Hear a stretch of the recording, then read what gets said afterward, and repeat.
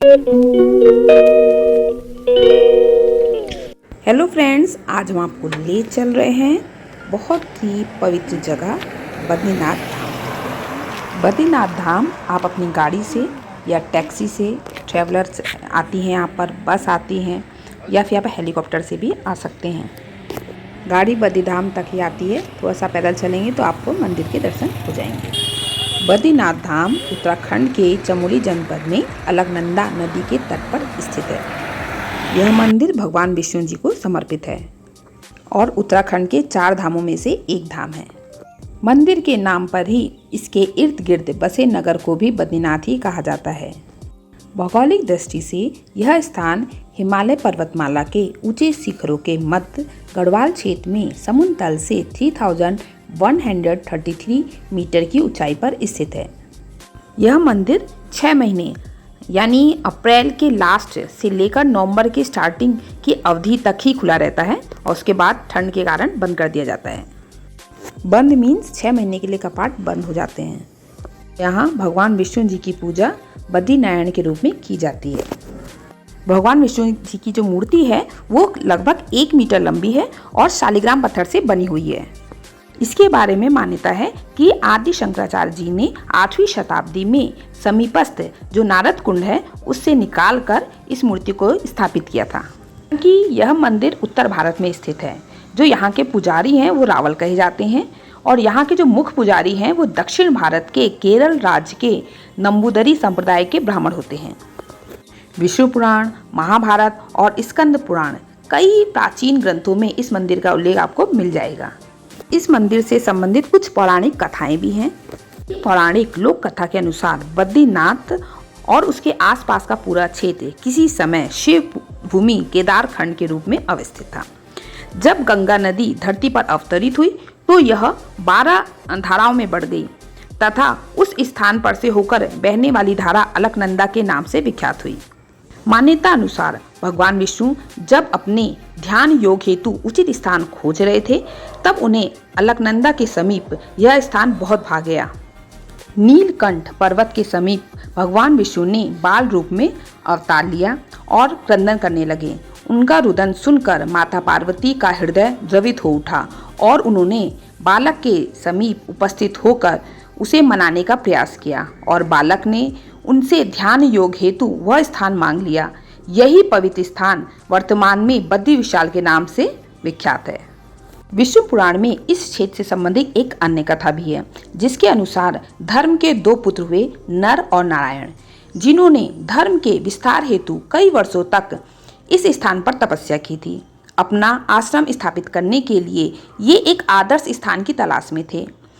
बद्री, योग बद्री, ध्यान बद्री और भविष्य बद्री नामक 4 स्थानों में घूमे।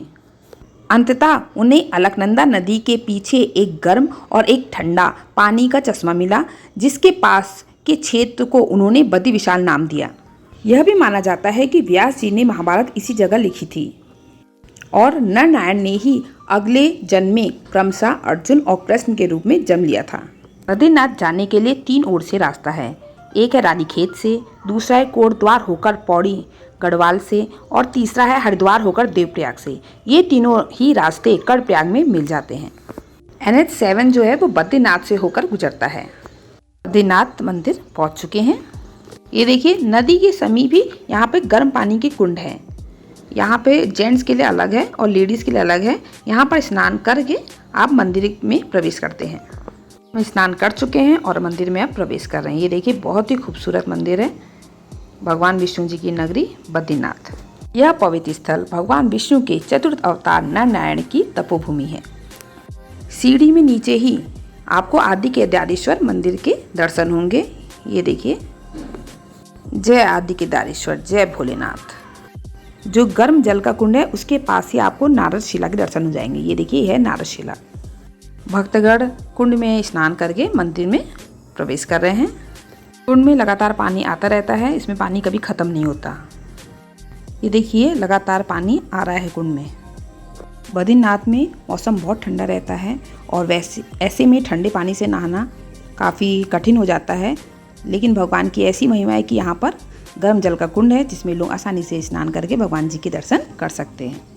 ये जो मंदिर है इसी के अंदर भगवान विष्णु जी बद्रीनाथ के रूप में विराजित हैं और अपने भक्तगणों को दर्शन और आशीर्वाद देते हैं। मंदिर में कैमरा अलाउ नहीं है, इसलिए हम बाहर से ही आपको दर्शन करा रहे हैं।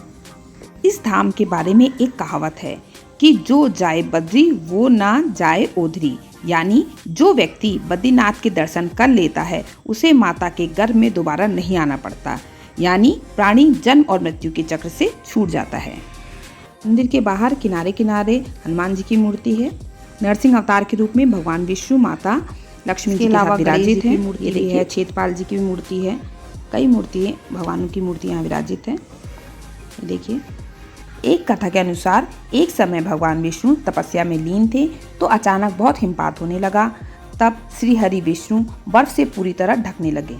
उनकी इस दशा को देखकर माता लक्ष्मी ने वहीं एक विशालकाय बेर के वृक्ष के रूप धारण कर लिया और हिमपात को अपने ऊपर सहन करने लगी।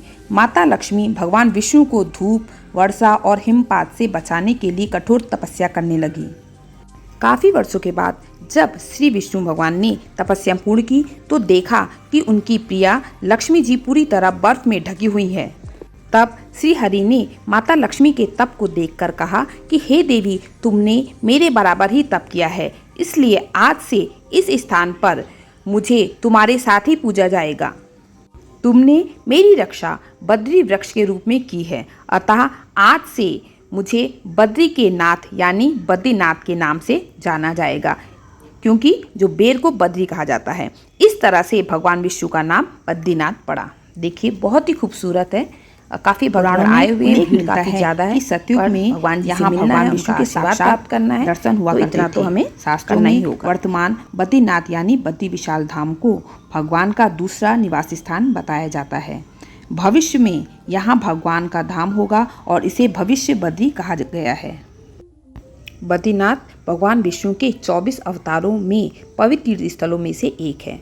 माना जाता है कि बद्रीनाथ जी के मंदिर का जीर्णोद्धार आदि गुरु शंकराचार्य जी ने करवाया था। आप जब नीचे उतरेंगे तो आपको आदि शंकराचार्य जी का मंदिर भी मिलेगा। ये देखिए, अलकनंदा नदी के खूबसूरत दर्शन हो रहे हैं और उसके बगल में ही कुंड है। ये देखिए, नदी बहुत ही खूबसूरत लग रही है और उसके किनारे कुंड।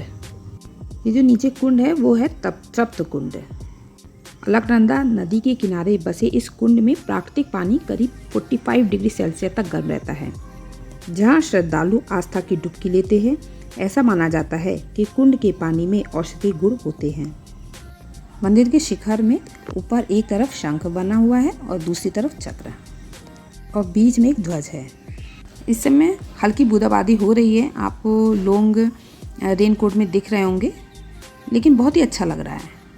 कुछ लोग छाता लिए हुए भी दर्शन कर रहे हैं। ये देखिए, भगवान जी के इस धाम में बच्चे भी आए हुए हैं, बहुत एंजॉय कर रहे हैं।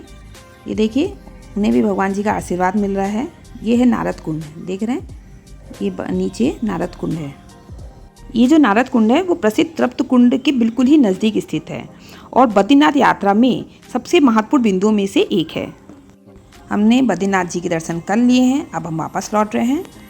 मैंने कोशिश की है कि बद्रीनाथ मंदिर से संबंधित जो भी पौराणिक कथाएं हैं, जो भी जानकारियां हैं, आपको प्राप्त हो जाएं और मैंने ये जानकारियां देने की कोशिश की है। होप सो आपको ये वीडियो पसंद आया होगा।